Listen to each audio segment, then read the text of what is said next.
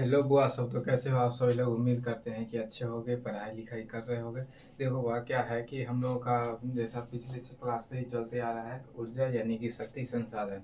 इसी के बारे में हम लोग को क्या है कि अब आगे पढ़ना है कि शक्ति संसाधन में हम लोग क्या है कि पारंपरिक ऊर्जा के स्रोत के बारे में पढ़ लिए थे कि परंपरागत तरीके से जो ऊर्जा का प्रयोग किया करते आ रहे हैं, वो हमारा पाठ हो गया था। क्योंकि क्या है कि पारंपरिक ऊर्जा के स्रोत एक समाप्य संसाधन है जो कुछ समय बाद समाप्त हो जाएगा, और फिर हमें ऊर्जा के नए स्रोतों की क्या है कि आवश्यकता होगी। इसलिए गैर पारंपरिक ऊर्जा के स्रोतों की खोज हुई थी, जिसमें क्या है कि सौर ऊर्जा, पवन ऊर्जा, बायोगैस संयंत्र, ज्वारीय ज्वारीय तथा तरंगीय ऊर्जा, ये सारे आते हैं। तो आज हम इसी के बारे में पढ़ेंगे। ठीक है, तो हम लोग क्या है कि चलो शुरू करते हैं। गैर पारंपरिक ऊर्जा के स्रोत। गैर पारंपरिक ऊर्जा के स्रोत। गैर पारंपरिक ऊर्जा के स्रोत। देखो क्या है कि गैर पारंपरिक ऊर्जा के बारे में हम आपको पहले भी बताए थे कि मतलब ऊर्जा के ऐसे संसाधन जिनका उपयोग क्या है कि लंबे समय तक हो, और वो क्या है कि जल्दी समाप्त नहीं होते। जल्दी समाप्त क्या है कि वो समाप्त ही नहीं हो सकते, क्योंकि गैर पारंपरिक ऊर्जा स्रोत में वे सारे स्रोत आते हैं जो हमें प्रकृति ने क्या है कि उपलब्ध कराया है। जैसे सौर ऊर्जा, प्रकृति, सूरज कभी खत्म नहीं हो सकता, इसलिए सौर ऊर्जा भी कभी खत्म नहीं होगा। हवाओं का बहना या हवाएं जो है सो कभी खत्म नहीं हो सकती, इसलिए हवाएं भी क्या है कि पारंपरिक गैर पारंपरिक ऊर्जा के स्रोत में आती है। इसीलिए क्या है कि ये जो गैर पारंपरिक ऊर्जा के स्रोत है ये कभी समाप्त नहीं होगा। और इसमें क्या है कि इसके बारे में हम आपको गैर पारंपरिक ऊर्जा के स्रोत गैर पारंपरिक ऊर्जा क्या है ये आपको पहले लिखा चुके हैं। इसलिए हम क्या है कि इसके सिर्फ स्रोत के बारे में लिखेंगे कि किन किन चीज़ों से हमें गैर पारंपरिक ऊर्जा स्रोत प्राप्त होता है, और उसके बारे में पढ़ेंगे कि उसे कैसे क्या है कि बनाया जाता है। तो हमारा जो सबसे पहला है स्रोत, वो है सौर ऊर्जा। ठीक है, सौर ऊर्जा। दूसरा जो है हमारा सौर ऊर्जा के बाद होगा पवन ऊर्जा। पवन ऊर्जा। फिर बात करें तो हमारा होगा ज्वारीय तथा तरंगीय ऊर्जा। ज्वारीय तथा तरंगीय ऊर्जा। ठीक, उसके बाद आपको पता होगा बायोगैस संयंत्र, जिसको कि गोबर गैस कहते हैं। ठीक, तो फिर और यहाँ से लिखते हैं बायोगैस संयंत्र, या फिर इसी को क्या कहते हैं, गोबर गैस। ठीक, उसके बाद उसके बाद हमारा एक और छूट रहा है, जिसको कि हम लोग कहते हैं भूतापीय ऊर्जा।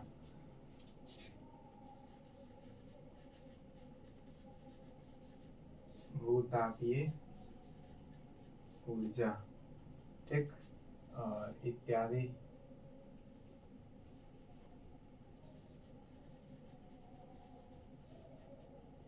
अभी देखो क्या है कि गैर पारंपरिक ऊर्जा के स्रोत में ये सारे आते हैं, और इन सब के बारे में हमें थोड़ा बहुत क्या है कि जानकारी दिया गया है। सब के बारे में पढ़ेंगे कि किससे कैसे बनाया जाता है और किस तरीके से इससे बिजली का उत्पादन किया जाता है, इसका लाभ कैसे लिया जाता है। बाकी बात करोगे तो ये जो षड्यंत्र है, इसे लगाने पर मतलब एक बार लगा दिए तो इसमें क्या है कि आगे लंबे समय तक क्या है कि ये हमेशा चलते रहता है। और इसमें क्या है कि इनके जो स्रोत हैं और ये जिनसे प्राप्त होते हैं, ये कभी क्या है समाप्त नहीं होते। इसलिए इसको क्या है कि मतलब सॉरी समाप्त नहीं होते, इसलिए इसको क्या है कि असमाप्य संसाधन, या फिर हम ऐसा कह सकते हैं कि ऐसे संसाधन जो कभी समाप्त नहीं होते हैं।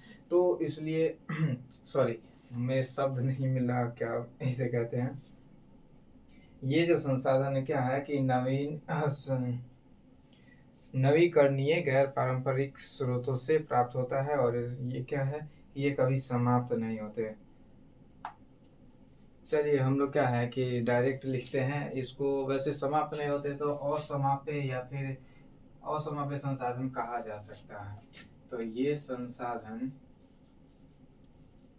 ये संसाधन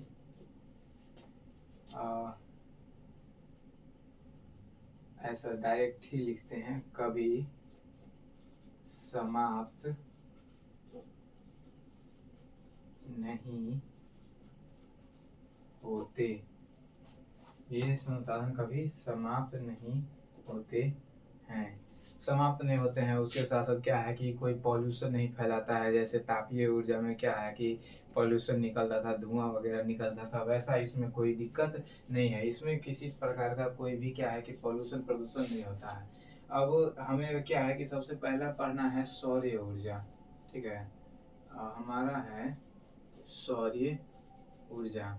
इसके बारे में जानेंगे कि सौर ऊर्जा कैसे बनाया जाता है। देखो क्या है कि एक फोटोवोल्टाइक सेल होता है। जैसे हम लोग क्या है कि छत पर देखे होंगे कि हम लोग सोलर पैनल लगाते हैं। सोलर पैनल पर क्या है कि हमारा जो सूर्य की रोशनी है वो आती है और सूरज की रोशनी सोलर पैनल से टकराती है, और उसके बाद क्या है कि वही उसको सूरज की रोशनी को विद्युत धारा में बदल देता है, और वही विद्युत धारा जो है सो हमारे घरों के उपकरणों को चलाता है। तो ये एक तरीका होता है जिससे हम क्या है कि सूरज की रोशनी का उपयोग करते हैं बिजली बनाने के लिए। इसी को हम लोग क्या है कि सौर ऊर्जा संयंत्र कहते हैं। बाकी जहाँ पर सौर ऊर्जा का बहुत बड़ा संयंत्र होता है वहाँ पर बहुत सारे सोलर प्लेट को आपस में लगाए जाते हैं, और इन सभी सोलर प्लेट जो सोलर पैनल होता है उसमें बड़ा बड़ा सा क्या है कि चौकोर नुमा पट्टी नुमा संरचना बनी होती है, जिसे हम लोग क्या है कि कहा जाए तो सोलर पैनल या इसको फोटोवोल्टाइक सेल कहते हैं। ठीक है, जैसा आप मान लेते हैं कि हमारे पास ये एक सोलर पैनल है। इस पैनल में आप गौर से देखोगे तो ऊपर से तो काला परत चढ़ाया रहता है, फिर अंदर में छोटा छोटा सा क्या है कि ऐसा संरचना बना होता है। ठीक, ये संरचना बनी होती है और इसके पीछे से दो तार निकले रहते हैं।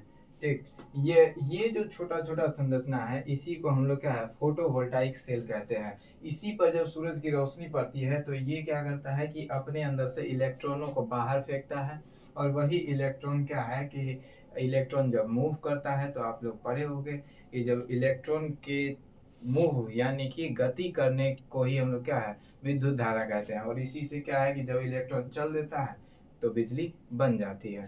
ये प्रक्रिया होता है सौर ऊर्जा संयंत्र में। या फिर इसी को हम लोग क्या है कि सोलर प्लेट भी कहते हैं। तो इसे लिखा जाए सौर ऊर्जा क्या होता है और इसका उत्पादन कैसे किया जाता है। देखिए सौर ऊर्जा के बारे में लिखेंगे कि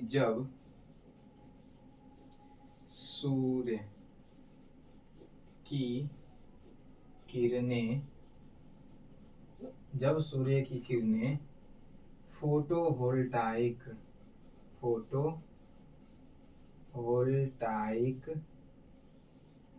प्लेट पर पड़ती है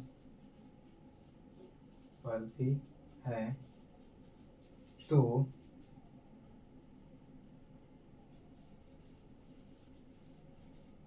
विद्युत धारा का प्रवाह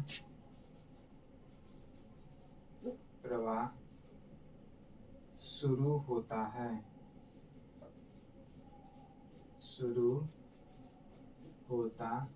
है। इससे ही सौर ऊर्जा संयंत्र कहते हैं। ठीक, जब सूरज की किरणें फोटोवोल्टाइक प्लेट पर पड़ती है तो विद्युत धारा उत्पन्न होती है, और इसी को ही हम लोग क्या है कि सौर ऊर्जा संयंत्र कहते हैं। ठीक है, इससे ज़्यादा इसमें और कोई भी काम नहीं होता है। बाकी बात किया जाए तो इसमें बताया गया है कि ये सबसे ज़्यादा कहाँ पर लगाया गया है और इसका लाभ कौन कौन से राज्य उठा रहे हैं। तो देखो क्या बताया गया है कि ये सबसे कम लागत वाला पर्यावरण के अनुकूल इसका निर्माण हो जाता है, और ये सबसे ज़्यादा लाभदायक होता है। बाकी अगर बात करें तो यह जो है सो सामान्यतः हीटर कूलर और जो प्रकाश यानी कि बल्ब होता है उसको जलाने के काम आता है। और भारत के पश्चिमी भाग जैसे गुजरात और राजस्थान में ये सबसे ज़्यादा लगाया गया है। ठीक है, तो बात किया जाए तो यह किस किस उपकरणों को चलाता है, तो यह जो है, यह कूलर लाइट यानी कि बल्ब लिखते हैं हम लोग, बल्ब, कूलर, बल्ब, हीटर आदि को संचालित करते हैं। ठीक है, उसके बाद बात करें तो और क्या होगा, सॉरी, इसका मतलब सबसे ज्यादा प्रयोग कहाँ किया जाए, तो इसका सबसे ज्यादा प्रयोग जो है सो गुजरात में अभी हो रहा है, गुजरात तथा राजस्थान। ठीक, तो था राजस्थान, राजस्थान, गुजरात तथा राजस्थान में इसका सर्वाधिक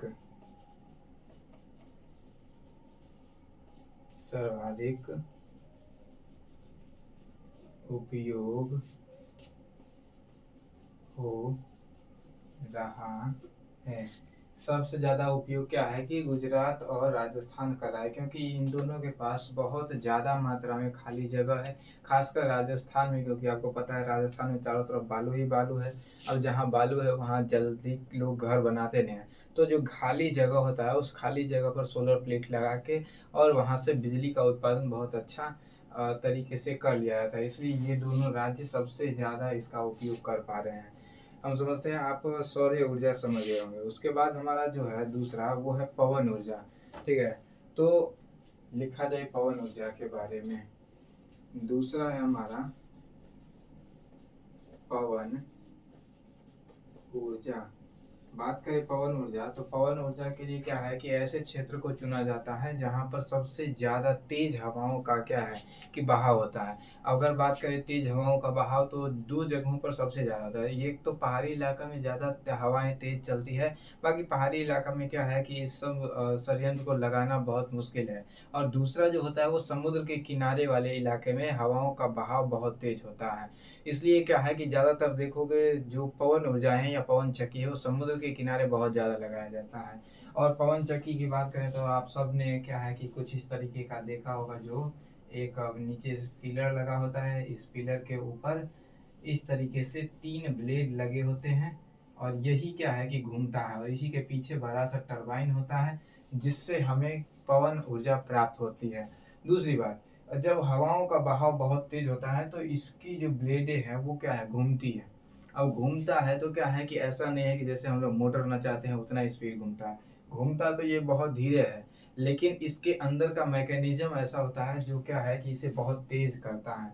जैसा कि हम सभी देखे होंगे कि जैसे साइकिल में पैडल लगाते हैं तो आगे वाला जो गियर होता है वो क्या है, जिसमें पैडल लगा होता है वो बड़ा सा होता है और पीछे वाला छोटा होता है। जब बड़ा सा थोड़ा घूमता है तो पीछे वाला बहुत स्पीड घूमता है। ठीक वैसा ही इसमें क्या है कि गियर बॉक्स सिस्टम होता है जो इसे आगे, अगर इसका पंख थोड़ा सा भी नचता है तो अंदर इसका जो मोटर होता है बहुत स्पीड नचता है, जिसके कारण क्या है कि बिजली का उत्पादन होता है। तो ये हमारा पूरा का पूरा क्या है, पवन चक्की है। और बात करें इस पवन चक्की की, तो ये सबसे ज्यादा जो लगाया गया है वो हमारे गुजरात में सबसे ज्यादा लगाया गया है। ठीक, और गुजरात में भी क्या है कि एक क्षेत्र है जो डिगबोई, उस जगह पर पवन चक्की का या फिर बात करें पवन ऊर्जा का सबसे ज्यादा उत्पादन होता है। फिर भी बात करा करा जाए पूरे भारत लेवल पर, तो पूरे भारत में लगभग 12 पवन चक्की सबसे पहली बार लगाई गई थी।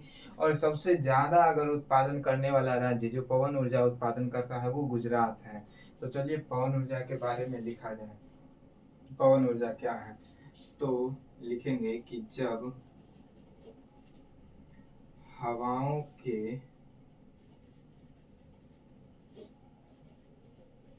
तेज बहाव के उपयोग से विद्युत ऊर्जा प्राप्त किया जाता है, ठीक है, प्राप्त किया जाता है, तो इस षड्यंत्र को पवन ऊर्जा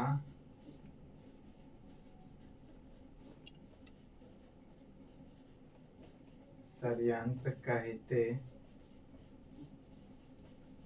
हैं।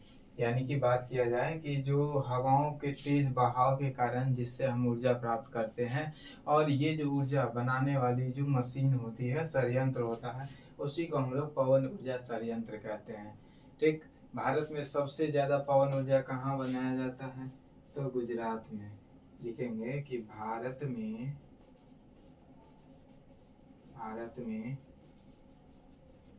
सबसे ज्यादा पवन ऊर्जा गुजरात से प्राप्त किया जाता है। ठीक, सबसे ज्यादा गुजरात से प्राप्त किया जाता है। फिर बात किया जाए तो इसमें बताया गया है कि विश्व का सबसे बड़ा पवन ऊर्जा उत्पादक देश है भारत। यानी कि पूरी दुनिया में जितना भी देश हैं, उन सब में सबसे ज्यादा हवा से बिजली बनाने का काम भारत करता है। तो इस बात को भी लिखा जाए, पूरे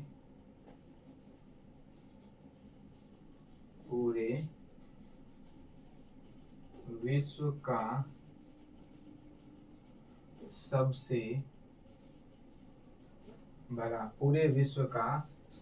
बड़ा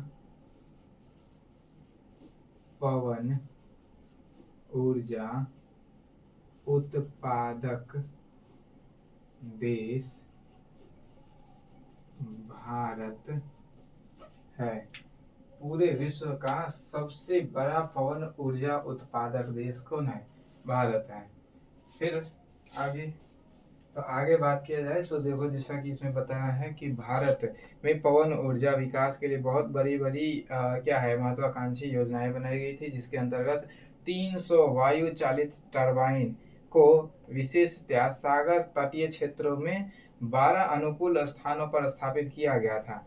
यानी कि 300 टरबाइन लगाया गया था और 12 अलग अलग जगह पर गुजरात के तट के निकट लगाए गए थे, ताकि पवन ऊर्जा बनाया जा सके। और इसके थ्रू कितना बनाया जा सकता है? 50,000 मेगावाट बिजली का उत्पादन करते हैं।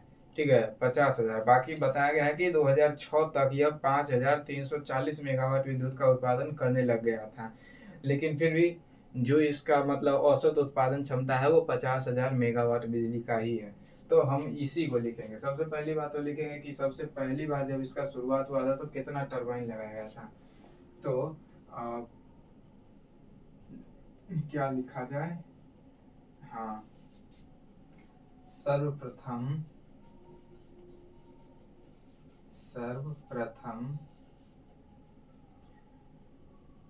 गुजरात में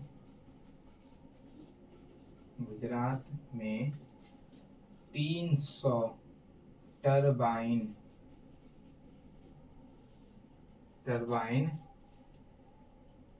समुद्र के किनारे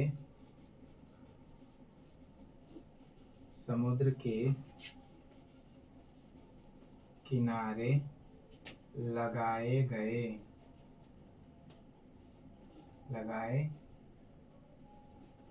गए,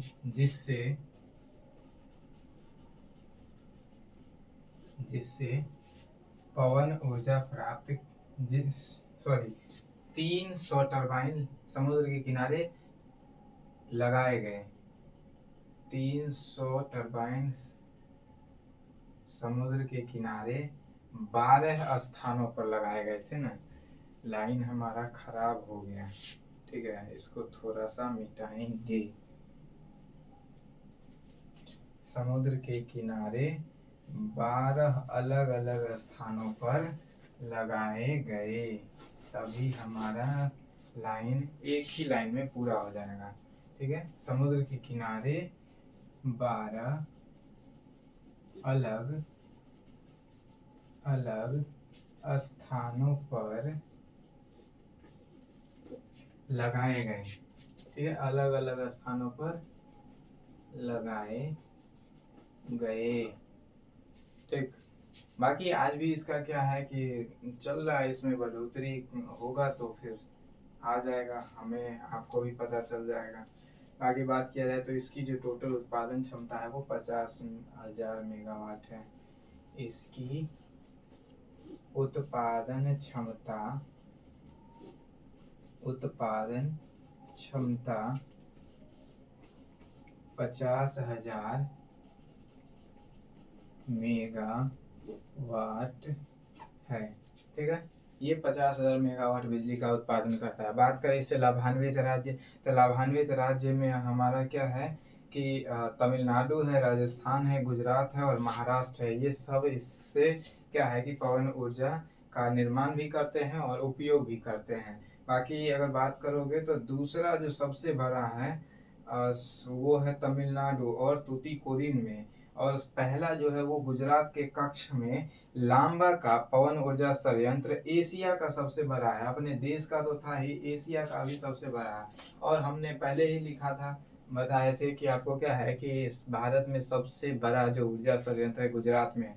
लेकिन यहाँ पर गुजरात में भी कौन सी जगह पर, तो गुजरात में एक लांबा नामक शहर है, जगह है, वहां पर सबसे बड़ा संयंत्र लगाया गया है। तो इसे भी लिखा जाए, एशिया का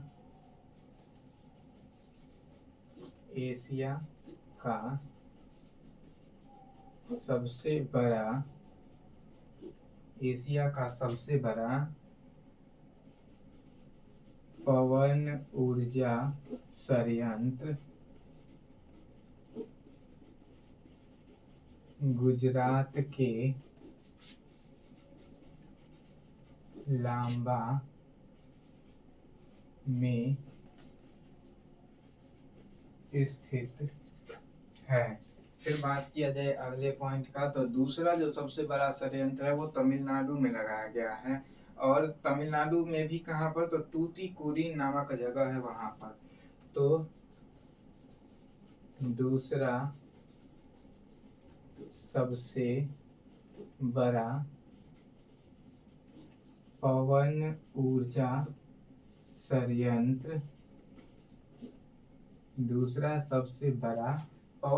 संयंत्र तमिलनाडु तमिलनाडु के तूतीकोरिन नामक स्थान पर है। ये कुछ जगह हैं जहाँ पर पवन ऊर्जा सबसे ज़्यादा क्या है कि बनाए जाते हैं। यही था हमारा क्या है कि पवन ऊर्जा संयंत्र। बाकी ये हमारा हो गया, और उम्मीद करते हैं ये समझ आया। तो ज़्यादा कुछ नहीं होता है, हमें बस 2-4 बातें ही जाननी होती है। जैसे कहाँ उत्पादन हो रहा है, सबसे पहले कब लगाया गया था, कितना उत्पादन कर रहा है, और कौन कौन से राज्य इससे क्या है कि लाभ ले रहे हैं। बस इतना ही क्या है कि जानकारी वाला बात होता है। और हाँ, एक और बात, कैसे बनाया जाता है, ये पूरा लिखा हुआ है, इसको लिखो। फिर हमारे पास बस 2 और पॉइंट बचा है, सॉरी 2 नहीं 3। एक ज्वारीय ऊर्जा, दूसरा है भूतापीय, और तीसरा है बायोगैस संयंत्र।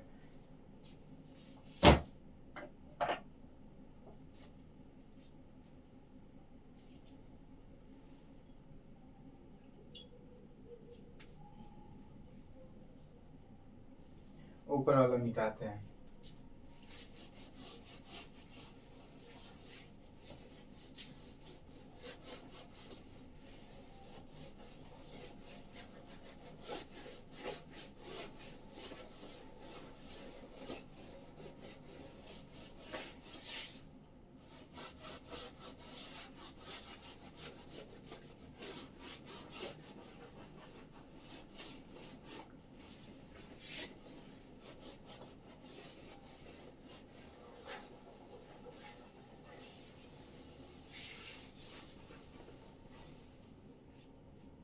चलो, उम्मीद करते हैं आप सब लिख लिए होंगे, बाकी फिर भी नीचे वाला रहने देते हैं, तब तक लिखो, ऊपर वाला मिटा देते हैं।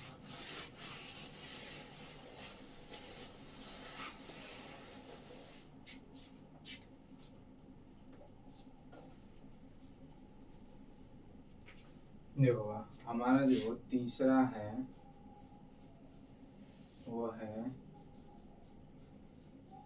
ज्वारीय तथा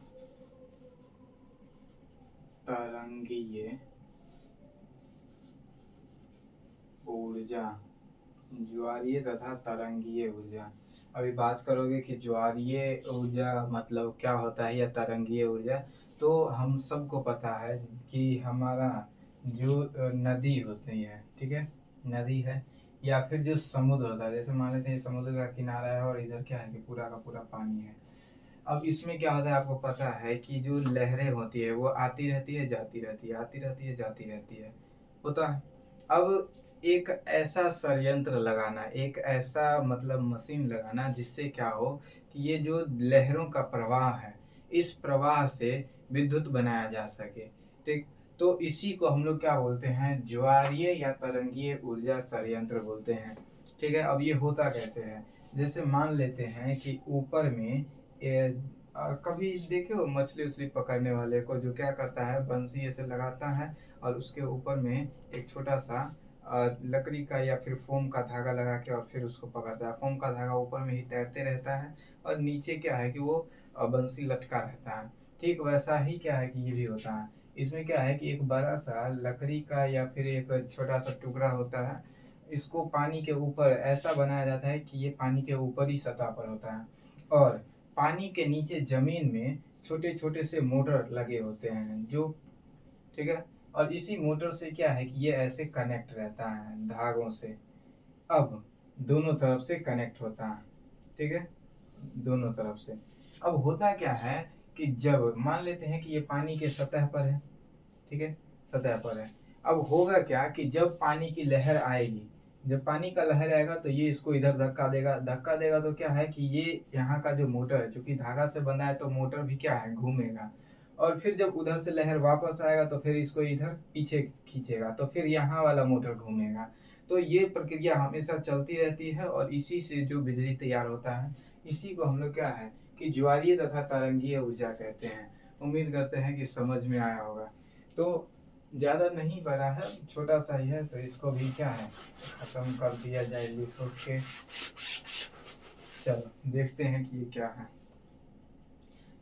देखो क्या बताया गया है कि समुद्र ज्वार तथा तरंग में जल गतिशील रहता है, अतः इससे क्या है कि अपार ऊर्जा, इसमें अपार ऊर्जा रहती है। अनुमान है कि भारत में 8,000 से 9,000 मेगावाट संभाव्य ज्वारीय तथा तरंगीय ऊर्जा है और खंभात की खाड़ी सबसे अनुकूल है जहां पर 7,000 मेगावाट ऊर्जा प्राप्त किया जा सकता है और इसके बाद कच्छ की खाड़ी में 1,000 मेगावाट तथा सुंदरवन में 100 मेगावाट का स्थान है। इतना बिजली तैयार किया जा सकता है अलग अलग जगहों पर, ठीक।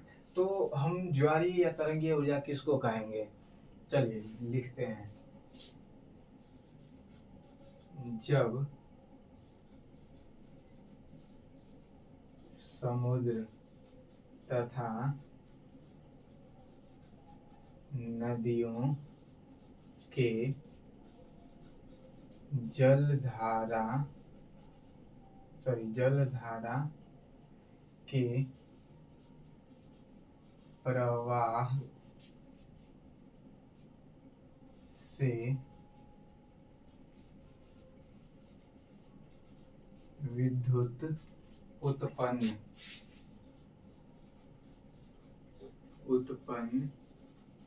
किया जा सकता है।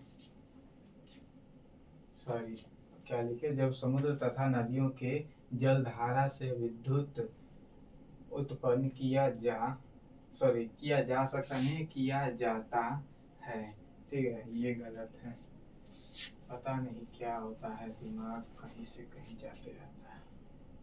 किया जाता है तो यह ऊर्जा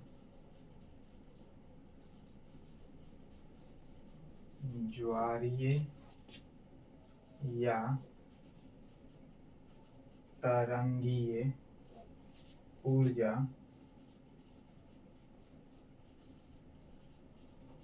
कहलाता है। तरंग तो समझते हो कि वही जमीन में मतलब पानी में जो क्या है कि चल रहा है, और पानी की जो लहरें होती है उसी को हम लोग तरंग कहते हैं। ज्वार की ज्वारीय का मतलब क्या होता है? देखो समुद्र में क्या है कि हमेशा ऊंची ऊंची लहरें उठती है, तो ये जो लहरों का उठाव है इसी को हम लोग ज्वार कहते हैं। और यही लहर जब क्या है कि ऊपर उठा तो ये ज्वार, और यही लहर क्या है कि फिर ऊपर उठने का जो नीचे गिर जाता है इसी को हम लोग भाटा बोलते हैं। ये ज्वार भाटा हमेशा समुद्र में चलते रहता है, और यही ज्वार भाटा क्या है कि हाँ लगातार चल रहा है, तो उसी को हम लोग तरंग कहते हैं। इसीलिए इसका नाम क्या है कि ज्वारीय तथा तरंगीय ऊर्जा बताया गया है।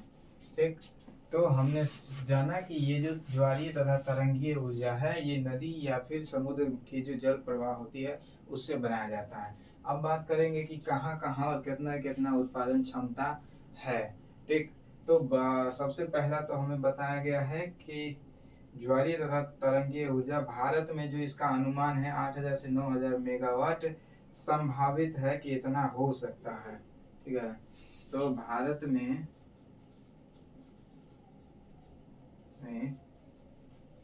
इसकी संभावना कितनी है? 8,000 से 9,000, 7 से 8 नहीं, 8 से 9,000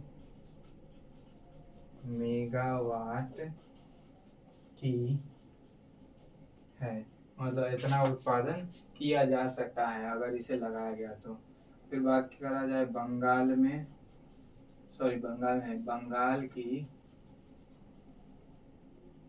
खाड़ी बोलते हैं ना, खाड़ी नहीं खाड़ी, बंगाल की खाड़ी में लगभग लगभग बताया गया है कि 7,000 मेगावाट उत्पादन, 7,000 मेगावाट उत्पादन, मेगावाट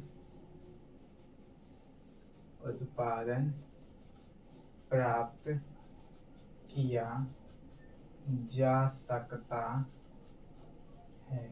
एक और बात ध्यान रखने वाला है, सब में हम क्या है कि लिख रहे हैं प्राप्त किया जा सकता है, ऐसा अनुमान है। अभी लगाया गया है या नहीं लगाया गया है ये हमें नहीं पता।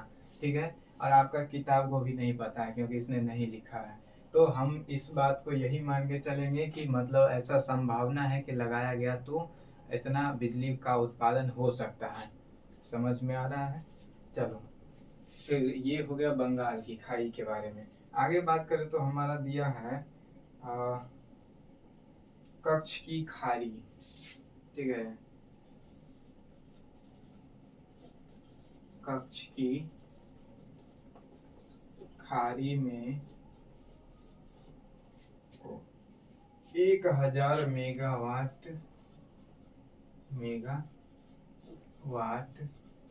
तथा सुंदरवन में 100 मेगावाट विद्युत का उत्पादन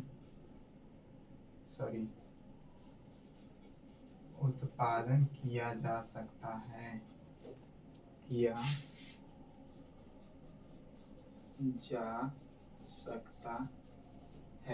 एक ये था हमारा ज्वारीय तथा तरंगीय ऊर्जा। उम्मीद करते हैं समझ में आया, बाकी इसमें भी ज्यादा कुछ नहीं था। अभी हमारा जो तीसरा तो हो गया, चौथा है भूतापीय ऊर्जा।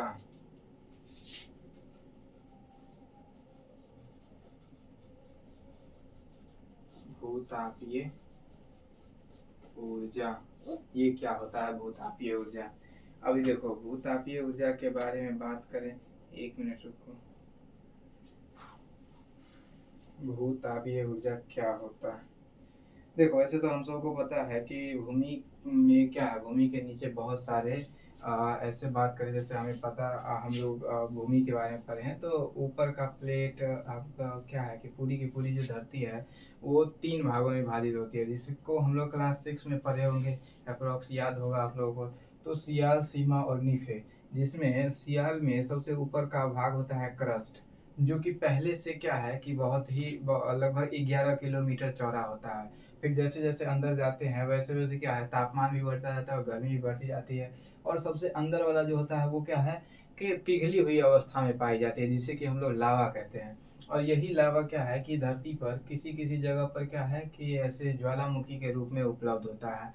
तो ऐसे स्थान जहाँ से क्या है कि ये लावा बाहर निकल आते हैं, ठीक है, मैग्मा बाहर निकल आता है, तो यह क्या है कि बहुत ज़्यादा मात्रा में इसमें ऊर्जा होती है, और इसी ऊर्जा का उपयोग किसी तरह से क्या है कि विद्युत बनाने के लिए कर लिया जाए।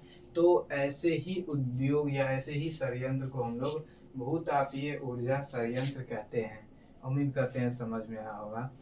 समझ रहे हो कि भूमि के अंदर से निकलने वाला मैग्मा जो लावा होता है, इतना खतरनाक कि मतलब उसके आस पास भी या ऐसे किसी के ऊपर एक बूंद ऐसे गिर गया तो हाथ एकदम डायरेक्ट आर पार छेद हो जाएगा, इतना गर्म होता है। एकदम से समझो कि पिघला हुआ लावा होता है, और उसका उपयोग किसके लिए किया जा रहा है, विद्युत बनाने के लिए। तो इसी को हम लोग क्या है, भूतापीय ऊर्जा कहते हैं। चलो इसे भी लिखा जाए कि भूतापीय ऊर्जा क्या होता है। जब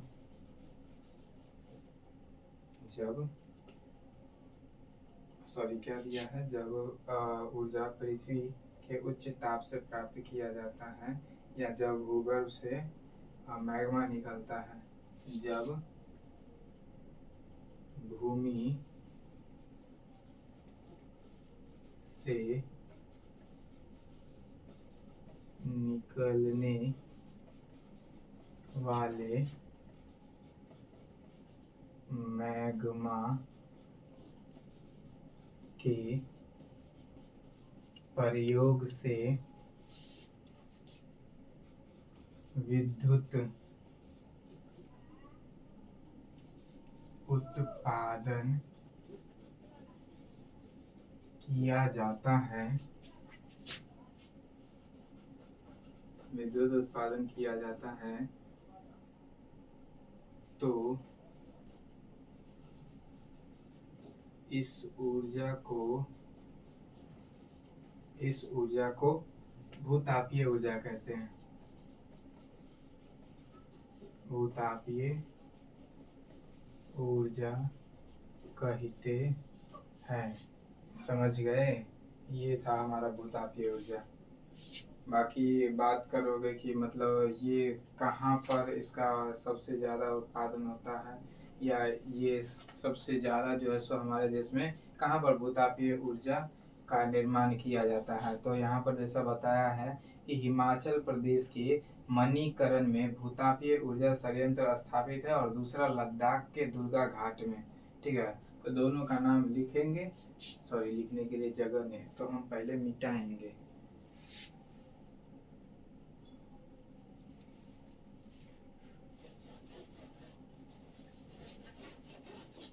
लिखो, वैसे आज ज़्यादा लंबा नहीं है, छोटा सा ही है।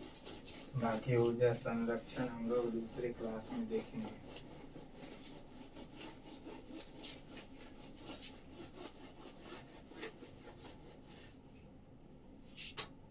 गिर गया वो।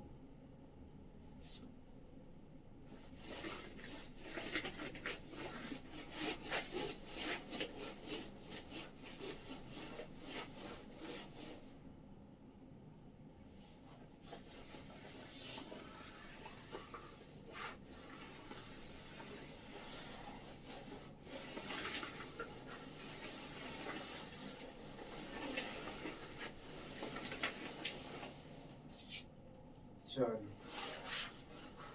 भूतापीय ऊर्जा संयंत्र के बारे में दो बातें। पहली तो ये कि सबसे पहला संयंत्र कहाँ लगाया गया है, तो हिमाचल प्रदेश के मणिकरण में। ठीक है। पहला षड्यंत्र हिमाचल प्रदेश के मणिकरण, हिमाचल प्रदेश के मणिकरण में तथा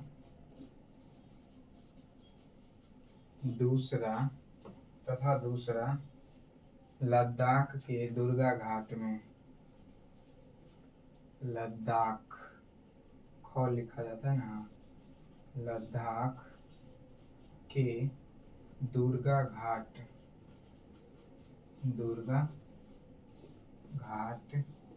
में, ठीक है। पहला षड्यंत्र हिमाचल प्रदेश के मणिकरण में तथा दूसरा लद्दाख के दुर्गा घाट में स्थापित किया गया है, यही लिखते हैं, गया है। समझ में आया। अब जो है हमारा पांचवा वो है बायोगैस षड्यंत्र, या फिर जिसको हम लोग क्या है गोबर गैस षड्यंत्र कहते हैं, ठीक है। बायो गैस षड्यंत्र ये क्या होता है, देखो हम सब के पास क्या है, गाय है, हम सभी लोग गाय को पालते हैं, पता होगा। गाय क्या है, गोबर करती है, तो गोबर करती है, उसके अलावा भी बहुत से फायदे होते हैं। लेकिन देखो क्या है, बायोगैस षड्यंत्र में क्या होता है कि एक बड़ा सा कंटेनर होता है, ठीक है।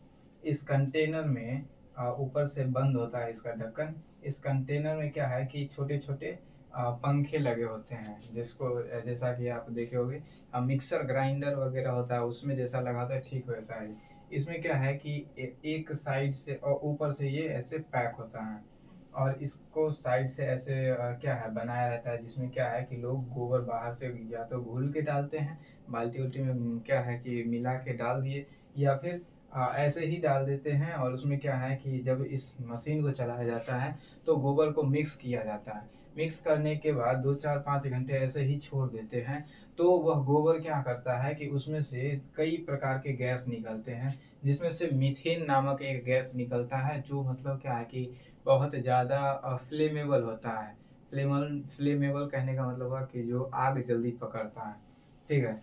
तो जो गैस निकलता है CH4 यानी कि मीथेन, ये इसके अंदर गैस बनने लगता है, और इसी गैस को हम लोग बाहर क्या है कि ऐसे पाइप के थ्रू बाहर निकालते हैं, और अपने अपने घरों में गैस चूल्हा सिलेंडर सब में लगा के, और इससे क्या है कि खाना बनाया जाता है। इसी को हम लोग बायोगैस संयंत्र कहते हैं। समझ में आया होगा, ठीक है। तो अब इसी के बारे में हम लोग लिखेंगे कि बायोगैस संयंत्र मतलब पहले लिखेंगे कि क्या है, इससे मतलब क्या है कि इसको बनाने का क्या क्या फायदा है और इसके क्या उपयोग है, ठीक। चलो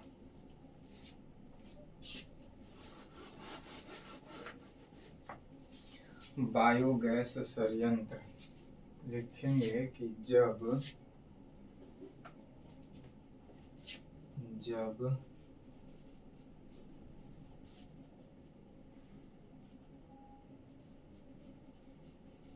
मानव तथा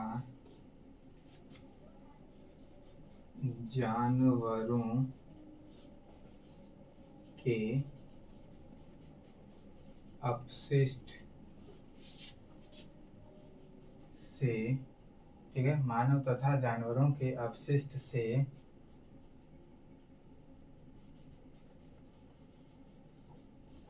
गोबर गैस बनाए जाते हैं, ठीक है, बनाए जाते हैं, तो इस संयंत्र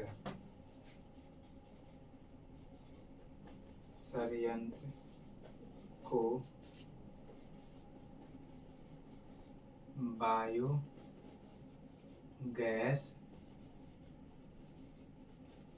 संयंत्र कहते हैं, बायोगैस संयंत्र कहते हैं, ठीक है। अब बात करोगे कि हाँ, इसी को हम लोग क्या है बायोगैस संयंत्र और उसके अलावा क्या है गोबर गैस प्लांट भी कहते हैं। उम्मीद करते हैं समझ में आया होगा। बाकी बनाने के लिए क्या है कि आपको एगो ड्राम लेना पड़ेगा। ड्राम में क्या है, ड्राम अपने से घर पर मिस्त्री करने से अच्छा है कि इसके लिए आप अप्लाई कर सकते हैं। सरकार सरकार की तरफ से भी क्या है कि बनवाया जाता है। तो आपके यहाँ अगर लगवाने का मन हो या फिर प्राइवेटली भी लगता है तो आप लगा सकते हैं। चलिए, अभी बात करें तो ये मतलब कहाँ कहाँ लगाया गया है। देखो वैसे तो इसको हम लोग क्या है कि जैविक पदार्थ कहते हैं। ठीक है, जैविक पदार्थ से प्राप्त ऊर्जा है तो इसलिए हम लोग जैविक ऊर्जा भी कहते हैं। चलिए, ये भी जरूरी बात है। क्योंकि जैविक क्यों कहते हैं, क्योंकि ये जीवित प्राणियों से क्या है कि ऊर्जा प्राप्त किया जाता है। बाकी भले अवशेषों से प्राप्त किया जाता है वो अलग बात है। ठीक है, तो इस ऊर्जा को इस ऊर्जा को जैविक ऊर्जा कहते हैं क्योंकि इसे जीवित जीवों से प्राप्त किया जाता है। ठीक है, प्राप्त किया जाता है। उम्मीद करते हैं कि इतना बात समझ में आया होगा। ठीक है, जीवित प्राणी से इंसान जीवित प्राणी है, जानवर गाय भैंस बकरी ये सब जीवित प्राणी है। और इन्हीं के अवशेषों से क्या है, अपशिष्टों से जो है सो ये षड्यंत्र चलता है। इसलिए इसको क्या कहते हैं, सॉरी, जैविक ऊर्जा कहते हैं। ठीक है, जैविक ऊर्जा। बाकी देखो और क्या बताया है इसके लिए। ये क्या है कि नगर पालिका औद्योगिक एवं अन्य शिष्ट पदार्थ बहुत कुछ दिया है। ऐसे भी इसे विद्युत ऊर्जा तापीय ऊर्जा खाना पकाने क्या है के लिए गैस ऊर्जा में परिवर्तित किया जा सकता है। और यह कूड़ा करकट का सफाया पर्यावरण को प्रदूषण जैसे समस्याओं से भी क्या है बचाता है। मतलब एक साथ क्या है कि ये कई कार्यों को कर लेता है। जैसे क्या, जैसे हम सभी को पता है कि ये जो मानव मल अवशिष्ट होता है या जानवरों के अवशिष्ट होते हैं ऐसे इधर उधर पड़ा रहेगा तो गंदगी फैलाएगा। और इसी का वो क्या है कि हम लोग ऊर्जा बनाने में प्रयोग कर लिए तो इसलिए ये क्या है कि उपयोगी भी हो गया और कचरा भी साफ हो रहा। तो ये एक अच्छा क्या है तरीका हो सकता है हमारे लिए। बाकी देखो इसका उपयोग लिखते हैं कहाँ कहाँ करते हैं। इसका उपयोग खाना बनाने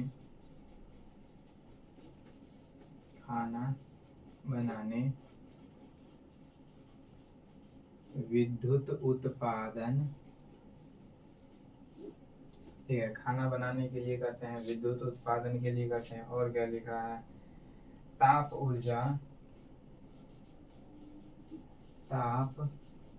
ऊर्जा आदि के लिए कर सकते हैं या करते हैं। ये था हमारा क्या है कि भूतापीय ऊर्जा, सॉरी, बायोगैस संयंत्र। ये 5 नंबर मिट्टी गया। ठीक है, बायोगैस संयंत्र के बारे में देखो क्या है। जैसे डायरेक्ट थोड़ा सा जानकारी आपको दोबारा से दें तो बायोगैस संयंत्र एक ऐसा संयंत्र है जिसमें किसी तरह का अपशिष्ट क्या है कि और सभी संयंत्र में अपशिष्ट क्या है बचते हैं, प्रदूषण फैलाता है। ये एक ऐसा संयंत्र है जो अपशिष्टों से ही क्या है कि हमारे लिए उपयोगी चीजें बनाती है। जैसे क्या है कि गैस हो गया, सॉरी ये तो जैविक गैस ही बनाता है। इससे हम लोग क्या क्या कर सकते हैं, खाना बना सकते हैं। उसके अलावा खाना बनाने के अलावा हमारा क्या है, अभी हमने लिखा विद्युत ऊर्जा के उत्पादन किया जा सकते हैं, ताप ऊर्जा का उत्पादन कर सकते हैं। ताप ऊर्जा के लिए भी हम आपको बताए हैं कि क्या है कि हमें तापमान का होना जरूरी है। और बायोगैस जैसा कि जलता है तो जलने से क्या है कि हम लोग इसको जला के और विद्युत का भी उत्पादन कर सकते हैं। तो आज के लिए इतना ही। उम्मीद करते हैं कि आप सबको सब कुछ समझ में आया होगा। तो ऐसे ही पढ़ते रहिए। और अगर कोई और भी स्टूडेंट जो आपके क्लास में हो तो उसको भी बताइए ताकि उसका भी थोड़ा बहुत क्या है मदद हो जाए। आज के लिए इतना ही रखते हैं।